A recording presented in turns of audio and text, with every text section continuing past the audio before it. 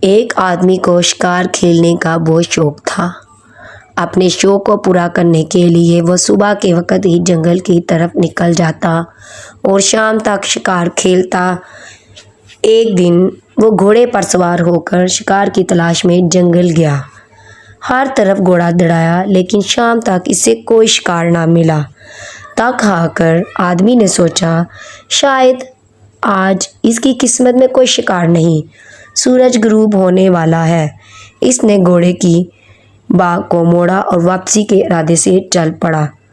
اچانک آدمی کی نظر ایک ہرنی پر پڑی جو راستے سے ہٹ کر ایک جگہ اپنے بچے کو دودھ پلا رہی تھی۔ آدمی نے اس ہرنی کو پکڑنے کے لیے گھوڑے کو اس کی طرف موڑا۔ ہرنی نے شکاری کو اپنی طرف آتے دیکھا اور جلدی سے بھاگ کر چھپ گئی۔ ہرنی کا بچہ ابھی چھوٹا تھا۔ آدمی نے اسے پکڑ لیا اور اس کی ٹانگیں باندھ کر گھوڑے پر رکھا اور چل پڑا۔ آدمی ابھی چند منٹ کے فاصلہ طے کیا تھا کہ اسے پیچھے سے آہٹ محسوس ہوئی۔ مڑ کر دیکھا تو ہرنی ممتا کے جذبے سے مجبور ہو کر آدمی کے گھوڑے کے پیچھے پیچھے آ رہی تھی۔ شکاری تو تھا مگر فطرت ایک رحم دل انسان تھا۔ اس کا دل نرم پڑ گیا، لہٰذا اس نے ہرنی کے بچے کو اسی وقت چھوڑ دیا۔ بچہ اپنی ماں کے پاس پہنچ گیا۔ ہرنی اپنے بچے کو پیار کرنے لگی، آسمان کی طرف منہ کیا جیسے آدمی کے لیے دعا مانگ رہی ہو۔ یہ منظر دیکھ کر آدمی کا دل ایک انجانی خوشی سے بھر گیا۔ اس نے گھوڑے کی ایڑ لگائی اور جلد ہی گھر پہنچ گیا۔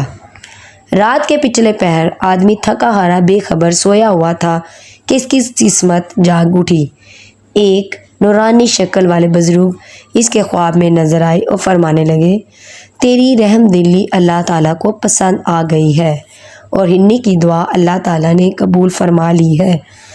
اب تو اور تیری اولاد ایک مدت تک غزنی پر حکومت کرے گی۔ آدمی نیند سے بیدار ہوا اور خواب پر غور کرنے لگا۔ ایک وقت آیا وہ خواب سچا ثابت ہو گیا اور آدمی کے سر پر غزنی کی بادشاہت کا تاج رکھ دیا گیا۔ اس نے بڑی شان و شوکت سے غزنی پر حکومت کی۔ پھر اس کے بعد اس کا بیٹا حکمران بنا، جسے دنیا محمد غزنوی کے نام سے جانتی ہے۔ کسی نے سچ کہا تھا، نیکی کا اجر ملتا ہے۔ ہمیں اس کہانی سے سبق ملتا ہے، چھوٹی سے چھوٹی نیکی بھی رائیگاں نہیں جاتی۔ ہمدردی عبادت کی روح ہے۔